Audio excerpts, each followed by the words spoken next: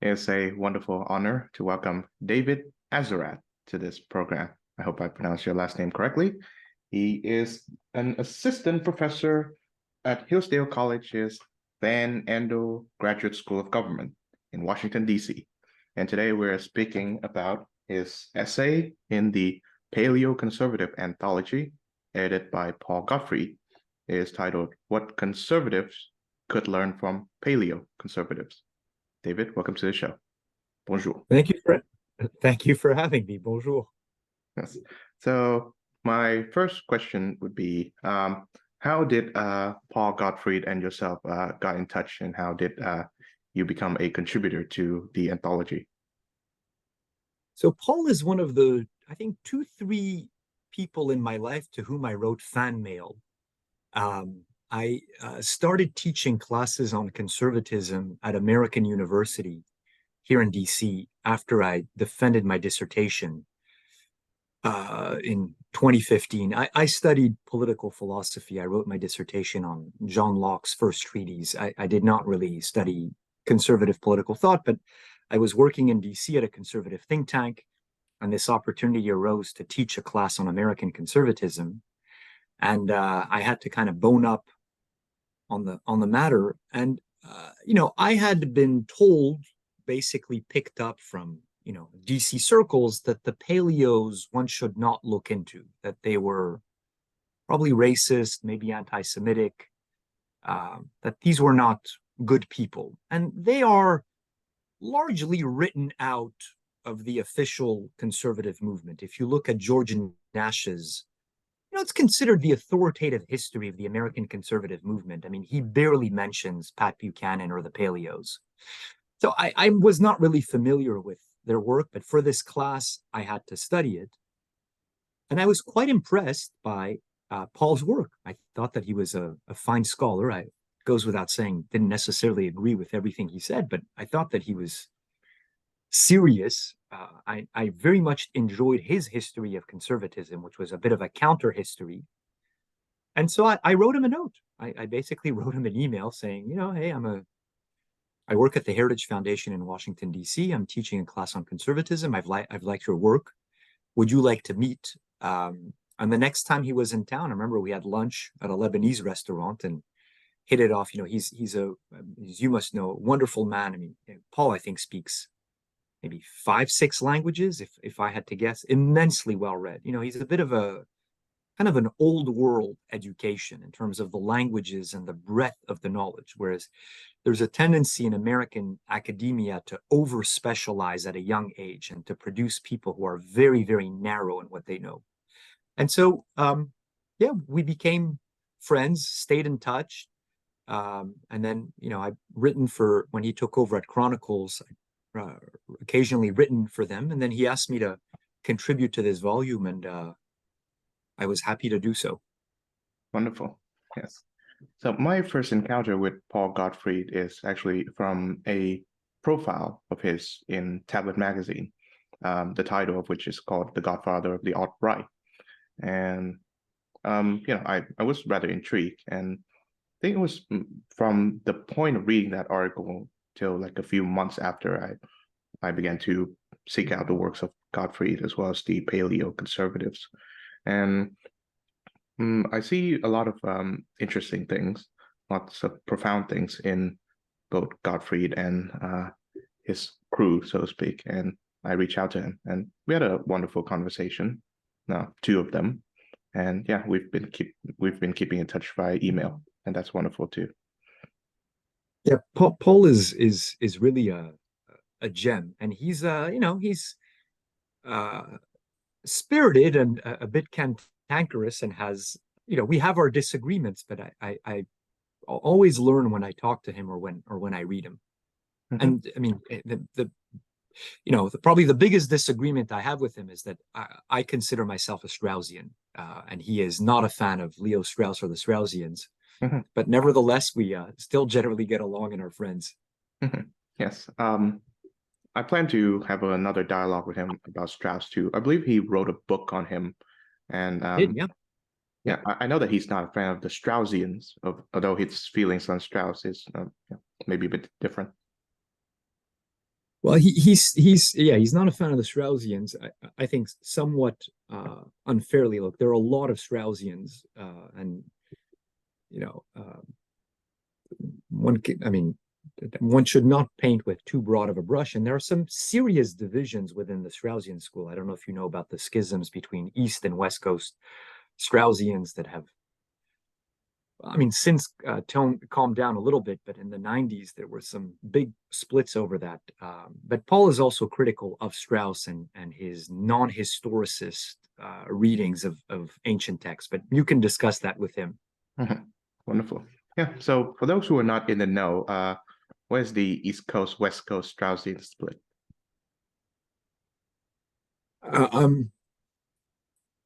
The so Leo Strauss is a German political philosopher who immigrated to America in the 30s, fled Germany, spent some time in England beforehand. He was Jewish.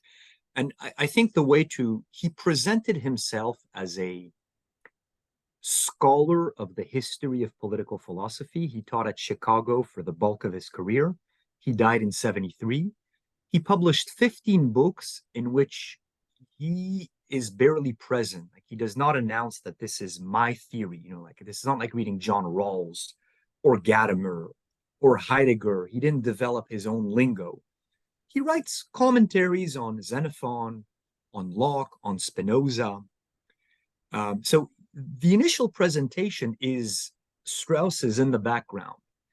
But what he did is, I think he pretty much single-handedly revived the serious study of political philosophy in America and the West, i.e., the people before him, the general prejudice was that books were a product of their age, and that therefore one could read Spinoza to learn about how people, during the Enlightenment thought about the Bible. But the idea that there might be reason there, wisdom, pardon me, the idea that a thinker might be able to transcend the particulars of his time and place and articulate something that is true permanently, was not really the general view. And Strauss took these books seriously and, taught a generation of very, very smart people to read very carefully, and to not just begin with this prejudice that these are outdated books.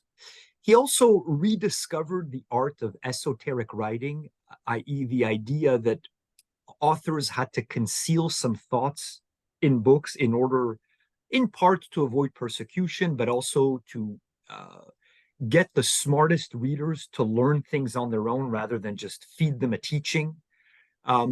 So he's been quite controversial in some of the interpretations he's reached, but in other parts of his work, I mean, he's become quite mainstream. I mean, I think, for example, he said that when you read Platonic dialogues, you need to pay attention not just to what is said, but to the action in the dialogues.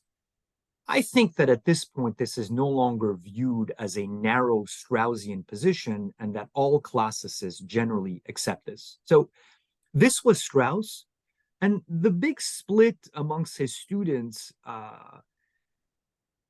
well, I mean, there are many variations to the East-West disagreement. I'll perhaps give you the more political one, was over how to view America. I mean, the Strauss's surface teaching was that the ancients were good, and that the mess we're in the West today, the crisis of the West, was the product of modernity, of Machiavelli's break with the tradition, and subsequent radicalizations of his teaching through Hobbes, Locke, Rousseau, and eventually Nietzsche, leading to what he called the crisis of the West. And so, America being modern, the East Coasters took the position that America was not well-founded, that it was a modern regime and therefore not well-founded because modernity is problematic. Harry Jaffa, who is the figurehead of West Coast Straussians, he's associated with the Claremont Institute in California.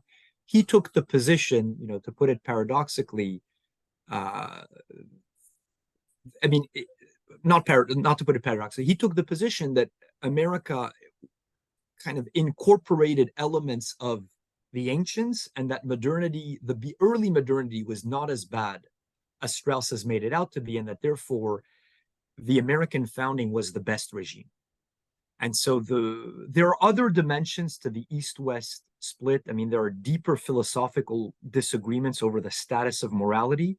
But I think for practical purposes and for political purposes, that was the biggest split, is how do you view America? So the West Coast Straussians, people who studied with Harry Jaffa at Claremont Graduate School, became defenders of the American founding, of the Natural Rights Republic. And the East Coasters were more critical of the American regime for being modern, and thought that really what one needed was a return to the ancients, i.e. the teaching of Plato, Aristotle, Xenophon, not a return to the founding, to Lockean natural rights. That brings us to the institution wherein you are affiliated with, Hillsdale College. I understand that Larry Arnn, your great and wise founder, is a student of Jaffa, whose work. He's not the founder. He's not. He's the president. Oh yeah, the president. Yeah, Hillsdale was founded in 1844. So yes, Larry is old, but he's not that. He's not that old. Yeah, yeah. I was talking about how Larry is a student of Jaffa, and yes, Jaffa's works on Abraham Lincoln is one that I thoroughly admire. His Crisis of the House Divided is something that I would recommend to anyone who is curious about Lincoln. Yeah, and so as you may know, he revised his views on Lincoln in A New Birth of Freedom. Mm-hmm. He didn't announce that he had changed his views, but he did. Mm-hmm. So, because to put it in somewhat perhaps simplistic terms, he wrote Crisis as an at what was closer to the East Coast position on how to view the founding, and later changed his mind and published The New Birth of Freedom. So Larry Arnn, the current president of Hillsdale College, did his PhD with Harry Jaffa at Claremont. But, Hillsdale College, where I teach, is, like all universities, has a wide range of views in the different departments. The one thing I will say is that the politics department does have a strong contingent of West Coast Straussians who are there. That the politics professors are almost all of them strong defenders of the American founding, but that's not necessarily the case in other departments.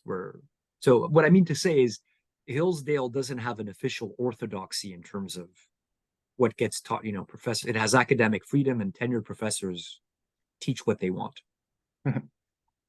So that brings us to your essay.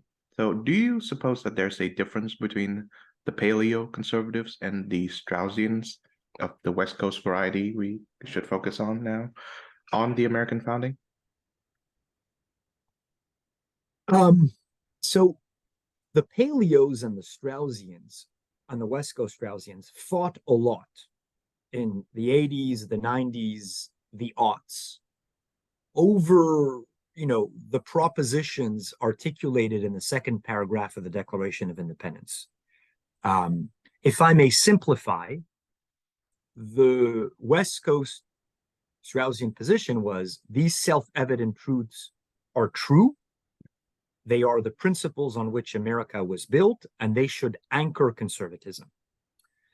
The paleo critique was that these were universalist abstractions that did not do justice to the British Western Christian common law origins of America, and invited the idea that America is an idea and that anyone could come here if they just sign off on the second paragraph of the Declaration of Independence. So there were heated continued disagreements that had some spillover, I think, in policy disputes.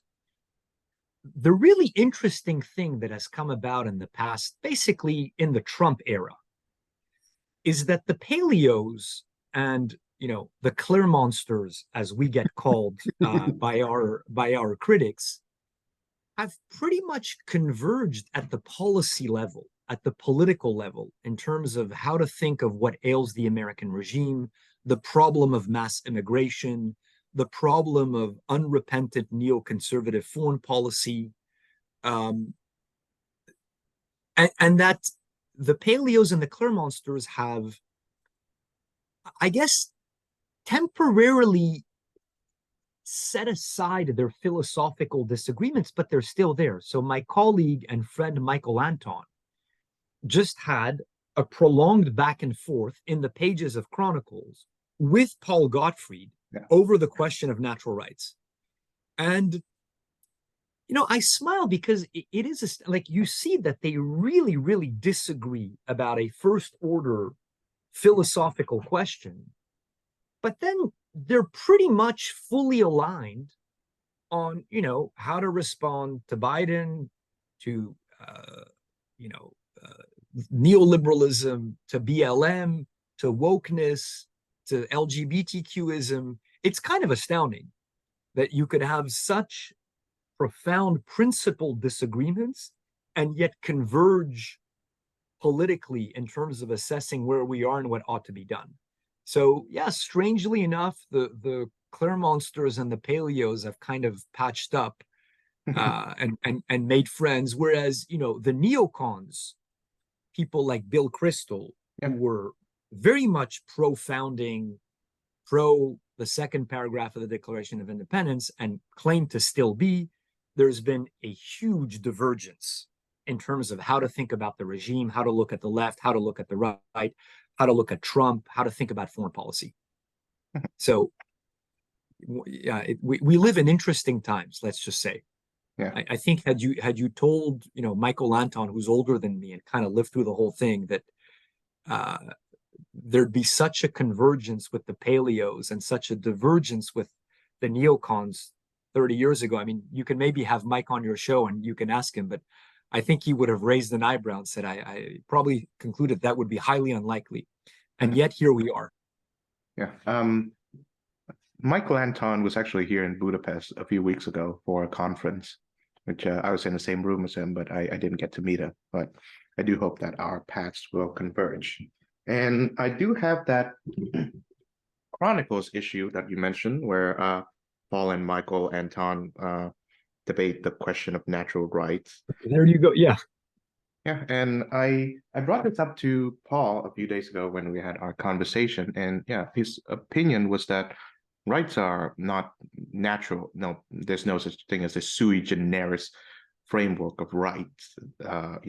So he disagrees with John Locke. He says that in a more Burkean, I suppose, or Richard Hooker sense, rights are evolved based off of the Western Christian tradition.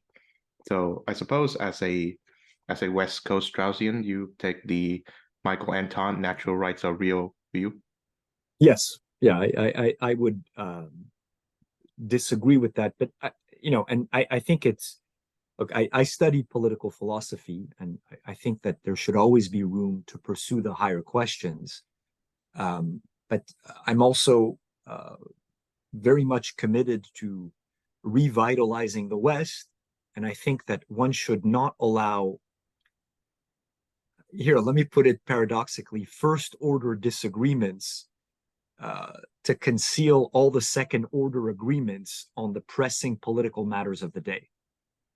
I would say that let's once we have regained a semblance of control over the country and reestablished a semblance of sanity, let's then have a 2-week symposium on natural rights versus evolved rights, on Burke versus Locke. These are important conversations, but I don't think that that's the most pressing matter right now. Meaning, I welcome Paul as part of the coalition, even though I disagree with him about this very important question. And whereas a lot of the fanatical neocons and squishes in DC will talk very nicely about natural rights and the founding, and they're practically lackeys of the regime, at best, if not worse, in terms of the positions they end up taking. Yeah, on the topic of the neoconservatives, I find it quite astounding, really, that people like William Crystal and Max Boot and David Fromm too, who's from your home country of Canada, they after the ascendance of Trump, they've basically ran to the left, and I, that's rather baffling for me. I think you can be a conservative and have a distaste for Donald Trump. There's a conservative case Of course. against him, but Yeah. but I think for them, uh, Trump seems to have radicalized them in some ways. Yeah, I think he broke them. I think that, we I don't know if you were following American politics at the time, but there was Trump derangement syndrome Yeah. is what they were calling it. Is, I mean, he just drove certain people crazy, and some of them moved on. It's interesting to look at, National Review had a whole issue called Against Trump that they published in 2016. And it's interesting to look at the signatories. Many of them, like my friend Rusty Reno, who's the editor of First Things, kind of got over it and realized that, he's the president. He's got some good ideas. We can work with him. We don't need to mindlessly flatter him and be in awe of everything he says and does. But the never Trump position is silly. And many of them, Ben Shapiro was very critical, never Trump, and then kind of got over it. It's like, when he does something good, we'll praise him. And when he doesn't, but others didn't. And, even after Trump left the White House, and what's amazing is the extent to which their political positions have changed. I mean, let me give you a small, but I find highly revealing example. 2.5 weeks ago, Hamas commits a horrifyingly brutal attack on Israel. Bill Kristol, Mr. Neocon, who has been vocally supportive of Israel his whole life, has almost been completely silent on Twitter for the past 2.5 weeks. I mean, you would think that that would be an issue that has nothing to do with Trump. And honestly, isn't, for sensible people on the left, I mean, it's not even a partisan issue. But I mean, you would think that that would be the issue that would, that where he would sound just like a regular Republican or a conservative. And now he has not defended Hamas, but he has not expressed, consistent outrage, exposed the horrors of what was done.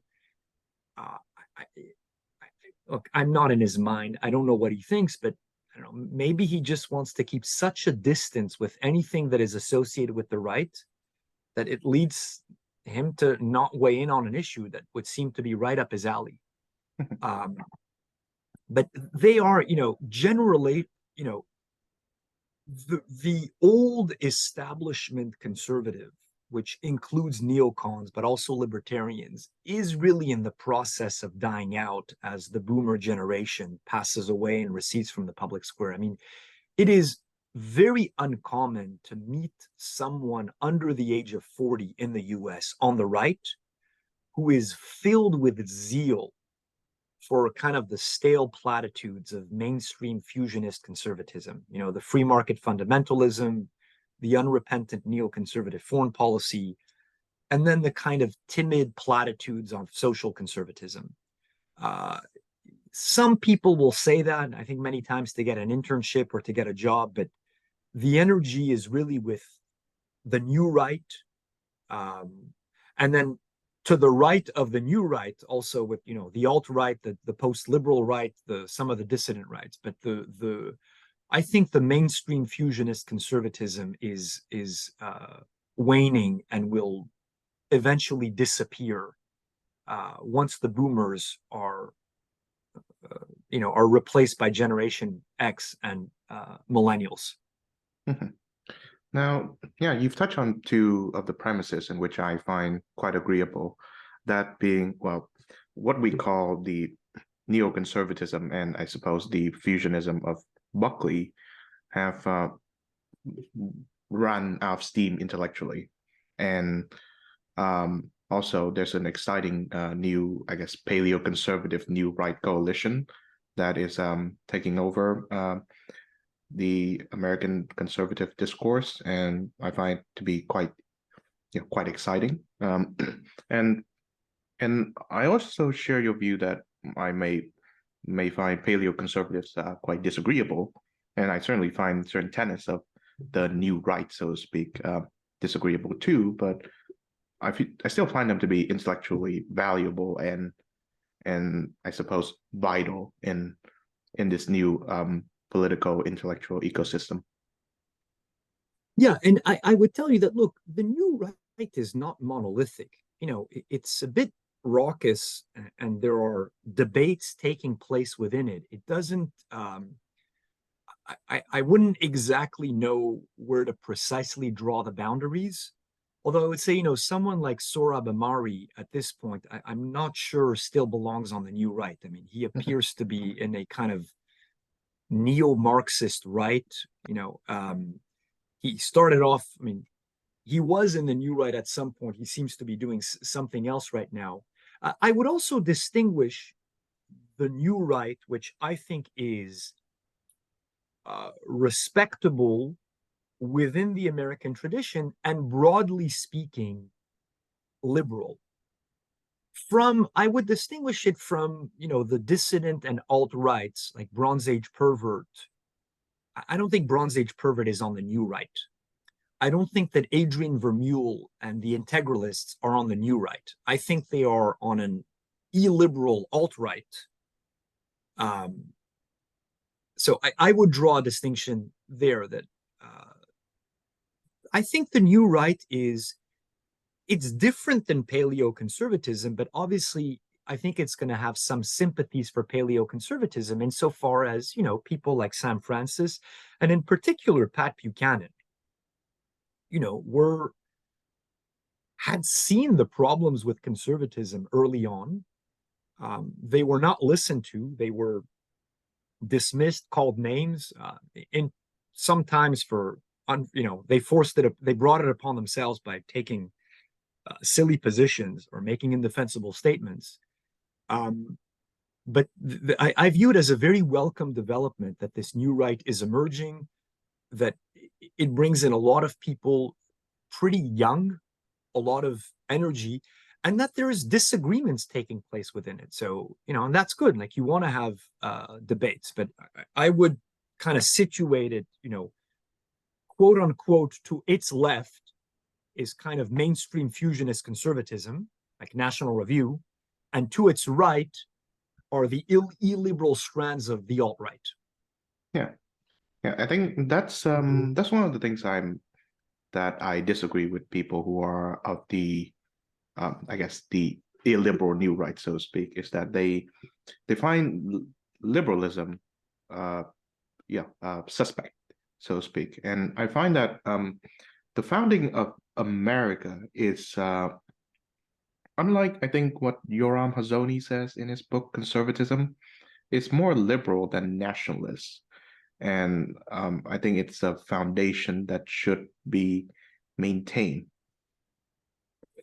Yeah, I would also tell you that, so I was on a panel at a conference with Yoram Hazony, who's a friend of mine, that ISI organized earlier this year, on Locke.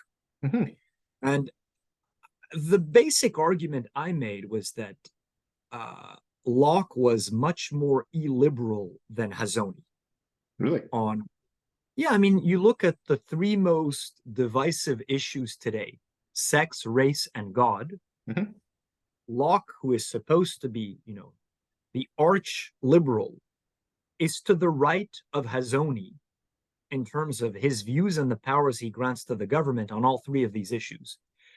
And my point was to show that there's, a strawman caricature depiction of liberalism as radical individualism, absolute claims of individual autonomy, no community, kind of, basically libertarianism, that Locke is a proto-libertarian, or that liberalism means libertarianism. And I think that's incorrect. I mean, I think there are problems in the liberal tradition, and that there are deficiencies, in particular in the liberal anthropology, in the Lockean state of nature. But I don't care much for the Patrick Deneen, Yoram Hazony kind of straw man caricature of what liberalism represents. And the idea that, if you want to have families or countries, you need to look beyond the liberal tradition, that it can't accommodate these things. Yeah, me neither.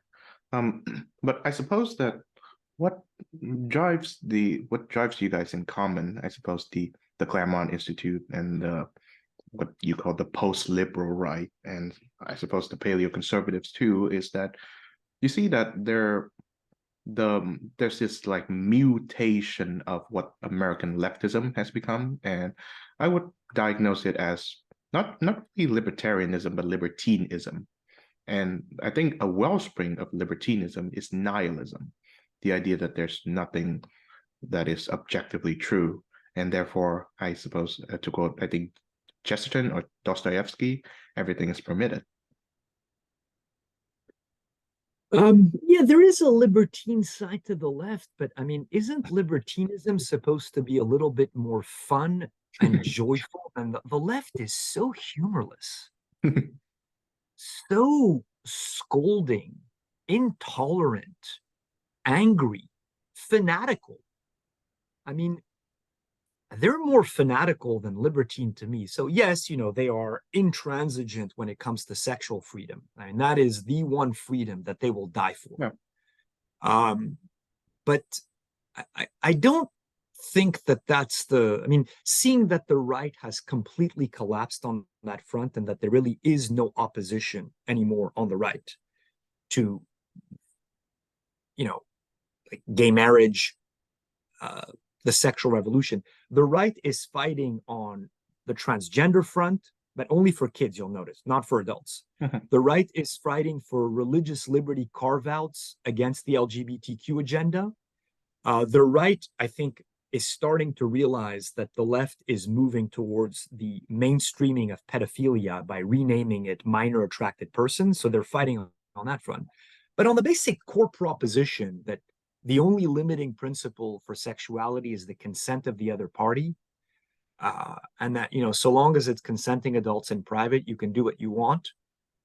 The right of the 90s used to complain about sex on television. I mean, you're too young to remember this, I would think, but I smile thinking about it. It's like it's another country. The right was complaining about sex on TV, and you want to hear the best part? The left was complaining about violence on television. Like, my God, like how quaint. I mean, these debates have receded. So I think the left is not really it has so won on that issue that it's not the driving animus of what it's doing today. I think the moral center of gravity is really Black Americans and by extension people of color around the world, and then women. I think that the twin pillars of the current woke left's moral project and political agenda is redistributing wealth and honor away from whites and men towards Black people and women. And that's not the only part of it, but I think that that's the moral center of gravity rather than libertinism. Although it's still there, obviously. I see. Well, I suppose that there are two reasons why I suppose the left has ceded or has taken over so much ground in American political discourse today. Perhaps is that, well, they have these ideas which are on the surface quite silly and very intellectually indefensible, but they have through big institutions, with the exception of Hillsdale, obviously, coerce those who are participants of these institutions to follow them. And secondly, I think that the right has ceded ground to many of these left-wing positions in certain areas of American political and public life. Now, I think I can and should blame the neoconservatives on this issue because after 9/11, they are almost entirely preoccupied with foreign policy, and I think it's good to have that as one of the issues being discussed, one of the important issues. but to have the entirety of the issues of what the weekly standard, talking about what's happening outside of America rather than inside of America, well, yeah, you're basically giving up ground to more pernicious ideas. Yeah, look, if only it were just the neocons' fault, but I would also blame the Christian right and the social conservatives for not fighting well on the issues they care about. So to me, the prime example is everyone on the right, including the neocons, will say that they support the family. Yeah. That's the cheapest, easiest talking point. But what does that mean in practice? Like, what are the enemies of the family? And generally, all that you get are, the bad incentives of the welfare state that penalize women for single moms for getting married. In the past 30 years, I can't think of any anti-feminists in the establishment right, whether it be amongst the social conservatives, the neocons, definitely not amongst the libertarians. If you want to have a conversation about what ails the family in America and the West today, feminism is a huge contributor to the rot. Because it, on the one hand, masculinizes women and feminizes men and makes them less desirable to one another. On the other hand, because it teaches women to prioritize their careers above all else. So, it's not just the neocons. The social conservatives who were supposedly defending the family, I think, did a pretty bad job. You can see too in their opposition to gay marriage, the arguments they put forward, how they got completely routed. So the failure is much broader. I mean, I've, as someone who's been in Washington, D.C., operating within the conservative movement for 15 years now, who has studied and taught conservatism, there are some bright spots, undeniably so. But I guess this is, to me, my main criticism is that they've cooked up this story of all the great conservative victories, the Reagan Revolution, the Republican Revolution, the Conservative Revolution. And on the whole, I find that they have largely been routed. And that the places where they've scored victories, on the whole, have been on secondary issues, and that the losses are much bigger than the wins. And that, to go back to our topic, this is something that the paleos see and that the conservatives don't want to admit, because the implications are kind of your life's work has been for naught. But I think that the prerequisite to having a course correction is to do an honest assessment of what we got right, what we got wrong. And here too, I think the younger generation is in a better position to do so because it's not as emotionally invested in defending the Reagan Revolution because they were born after, Reagan, and they don't have a direct dog in the fight. Yes, I think the issue about the family is important. I think it's, like I said, I do see a lot of hot air being spill out in favor of defending the family without any actual concrete policy being enacted. I think one of the conflicts I can see is that the family is supposed to be isolated in part from both the market and the state. And if you're pro-market conservative, you should consider that certain products that exist in the market that is completely legal can be detrimental to the raising of children, and you should stay away from them. And these days with all the whole Disney thing, even children's entertainment is bad for children too. Yeah, and you can, why has there not been more of a full frontal war on the porn industry on the right? I mean, it's obscenity, i.e., this is not under any sane understanding of what speech is in the First Amendment. Pornography should not be covered. it does terrible harm to men and women, undermines the family. It's a sordid industry with sexual exploitation. I mean, now a little bit, there's some efforts underway, but like, what were they? Where were they? Like, who's the face of anti-porn crusading on the right in America? Why? I mean, there's a few voices, but it's like this is a big issue that should be, I think, a priority for the right. And honestly, it isn't much for the new right or for the establishment right. So I'm on the new right. I'm a fan, but there's still more work to be done. Now, in the new right's defense, it's much smaller and dwarfed in size by the establishment legacy institutions of conservatism. But there's a lot more that needs to be done. So many fights that need to be opened up.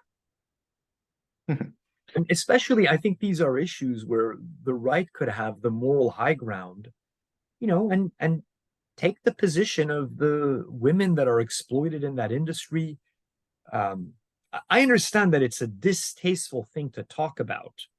And I know I, for one, would not want to be, having to study that industry, but someone should do it for the good of the country. But there is some movement there, but it should have happened earlier, I think. Now, the way I see it, there are two types of issues that people consider controversial. Well, one is that really unpopular positions that only, say, not you, but an example of an individual hold, and only a fringe group of them hold, like, for example, views it relates to racial superiority or inferiority and such. And two, issues that are controversial because many people hold them, but because they are afraid of coercion from, I guess, left-wing institutions, either self-censor or keep quiet. So now, I think, of course, this show welcomes controversial views of all stripes, but one thing that I would like to have amplified is the controversial views, the ones that the average American hold, whether they are conservative or liberal, and they should be voiced more and more. And one of them being that, yes, pornography is very harmful, and the overwhelming prevalence of it is threatening to the sex lives of men and women, and also, of course, children too. Yeah, I like your distinction of the two kinds of views. I think that's very good. My favorite my favorite Pat Buchanan line is that courage is contagious. I.e., if you have leaders who start to say out loud what other people are whispering, that will embolden more people to speak out loud. And that doesn't mean that, as you put it, that doesn't mean that everyone's going to announce, "Hey, I'm a white supremacist." No, it's that people will say, the immigration situation in America is problematic. We should do something about porn. These kinds of reasonable, commonsensical views that get maligned by the elites and that find very few champions amongst the ruling class. You get these oddballs like Donald Trump or Bernie Sanders on a good day who go against the elite consensus. But there's a lot of, I like to, one of my friends came up with the quip, we speak of BIPOC here in the US, Black, Indigenous people of color.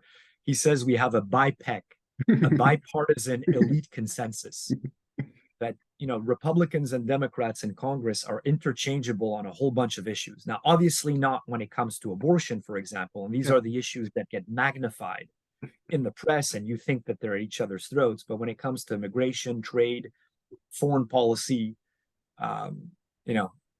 they often act and vote and think the same. Now, of course, a controversial issue of the second kind, not the first fringe kind, that I think you've alluded to, is that despite having some wrong-headed positions, Patrick J. Buchanan is right on many things, and I think it is a good time for us to revise him, at least, maybe it could open the door for paleoconservatism to come into the conservative mold, so to speak. So tell us about what are some of the issues that you find Buchanan has his finger on the pulse about? I mean, I remember for me it was really quite a discovery. You know, as I told you, I had kind of heard that he was, a racist or an anti-Semite, which is a way to basically signal to people, don't bother listening to this person. And because I was younger and kind of just went with the flow, I assumed that to be the case.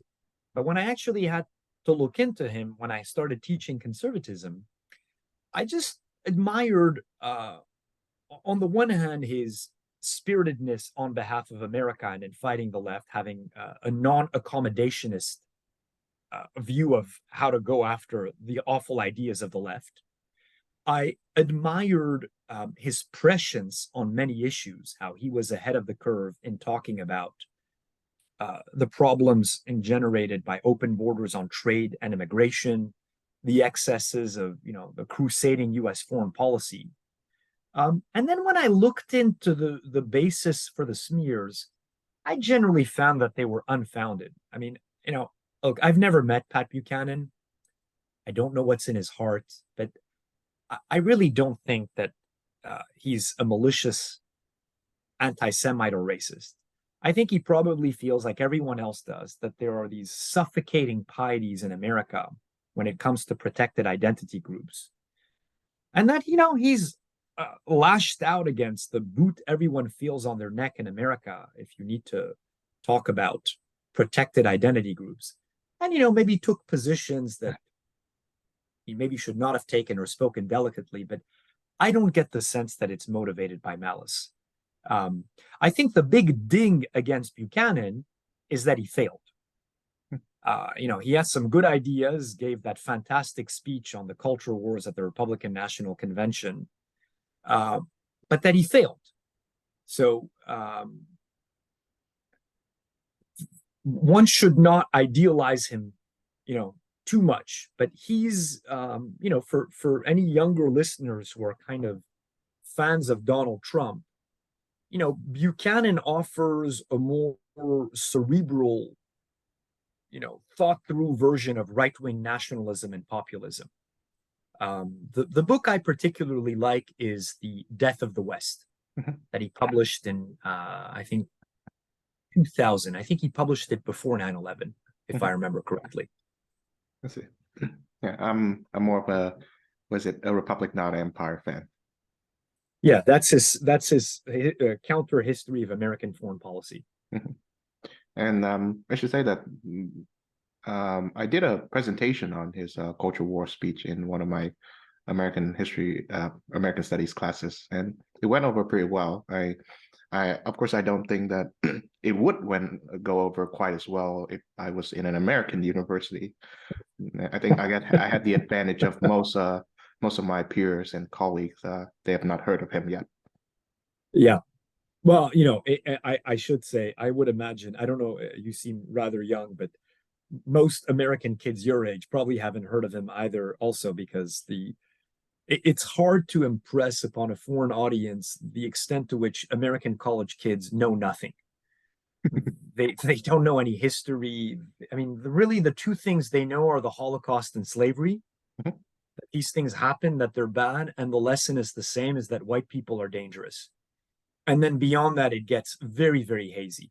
And even there, the Holocaust, I don't think the average college kid knows the difference between Himmler and Goebbels. They just know that there's Hitler and the Holocaust, and even the lesson of the Holocaust is hate. So the magnitude of their ignorance is mind-boggling. So I suspect they've never heard of Pat Buchanan. Now, you've touched on this I guess issue of this weird anti-white sentiment that the establishment, mostly of the left, believes. And I think with the advent of Trump, certain parts of the formerly known as establishment right too. And I find it rather silly, really, because despite being a pretty multiracial country, America is still a majority white nation, and one one should be a little bit more careful, so to speak, to piss off a majority of your country's population, the majority of your country's voters. But perhaps that's where the coercion tactics come into play. Yeah, and the civil rights law. My friend Richard Hanania has just published a nice book on the origins of wokeness that focuses on the 64 Civil Rights Act and how it was uh, implemented by the government, the HR departments in corporate sectors. So it's not just ideas, it's the whole American civil rights regime. Um, I think it's important to speak out against this. The difficulty in doing so is that, so if you're anti-white, does that mean you're pro-white? Does that mean you're a white nationalist, which means you're a white supremacist, which means Hitler, which means Auschwitz? And my view is, if you believe that all men are created equal, as I do, if you believe that in America, a basic principle of Republican self-government should be equal rights under equal laws for all citizens, then you should oppose, regardless of your race, creating a kind of de facto semi-caste system against whites, but also Asians, in a variety of realms in the pursuit of this mad goal of equity. I mean, it's un-American, and it would be un-American if it were done to Blacks and Hispanics. It just so happens that today the instantiation, the primary victims are whites. Asians, people feel more comfortable defending because they're not whites. But again, the trauma of the Holocaust, the shadow of World War II, makes the concept of whiteness, people are so uncomfortable around it. But I think you could oppose the anti-white aspects of the civil rights regime, as I do, while being fully committed to the idea of natural human equality and equal civil rights for all Americans, as I also am. I should like to mention also a piece you wrote in the latest issue of Chronicles. Is titled "Against the Black Pill." So the Black Pill is an internet 4chan term referring to, I suppose, something that we touched on earlier, nihilism. And you said that, well, there's this part where, well, all of the major institutions have been taken over by toxic left-wing ideologies, but outside of that, we see a growing counter-revolution, so to speak, with the examples of the Oliver Anthony song, Rich Man North of Richmond, my favorite song of the year, and also Chris Rufos's book, America's Cultural Revolution. And so it certainly gives me a reason to be optimistic about I guess, the shelf life of these ideas, so to speak. So I'd like to end on this note. So are you optimistic or pessimistic about the future of one, American conservatism, and to America in general? The French author Georges Bernanos has a beautiful line in which he says, "L'espérance, c'est le désespoir surmonté." Hope is despair overcome. Mm. And I like it because it suggests that kind of uncritical, mindless optimism is a foolish position. Completely nihilistic despair, it's all over, is also an unwarranted position. You need to go from the first, work through the second, and emerge with a kind of moderate, reasonable, cautious optimism. So that avoids, the mindless boomer optimism of, we just need to elect another Reagan and we're going to save America. But also, the online pose of many young people that, it's all over, America's finished, I'm going to move to Hungary.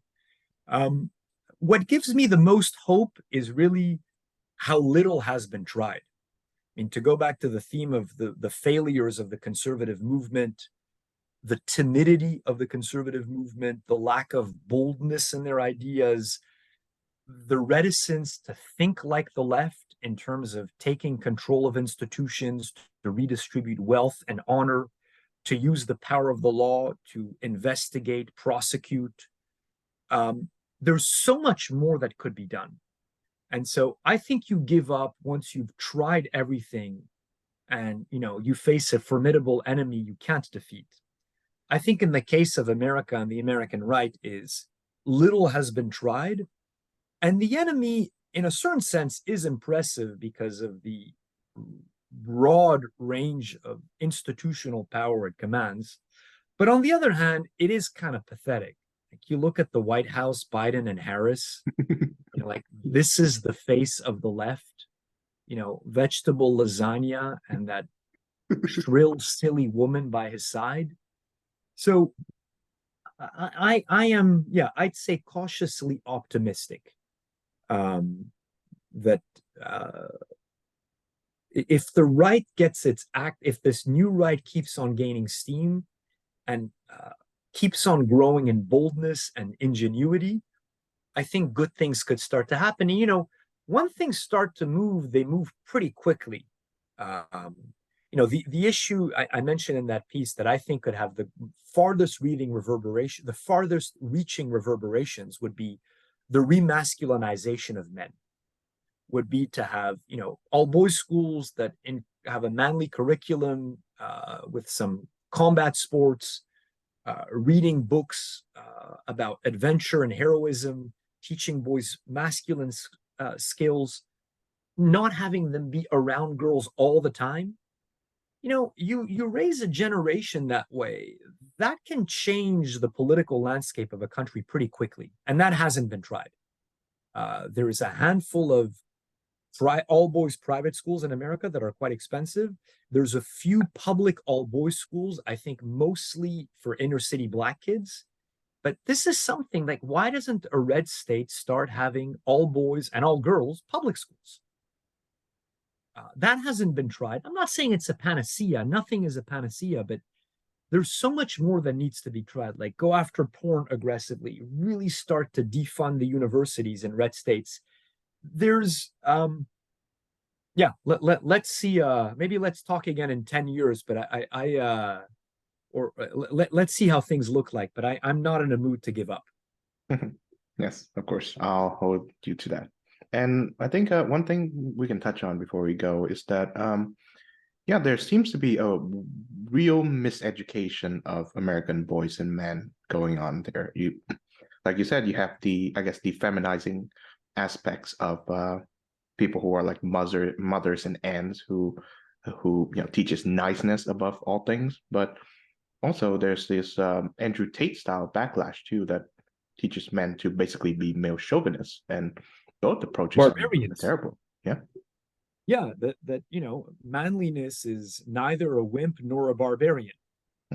And there is a danger of overcorrecting from, we live in a gynecocracy and having the solution. I mean, Andrew Tate is not the solution, but I just refuse to accept that these are the two options. There can be a authentic masculinity that is neither cowardly nor barbaric. Well, on that note, thank you very much, Professor David Azerrad of Hillsdale College, for joining the show. Thank you. I very much enjoyed it.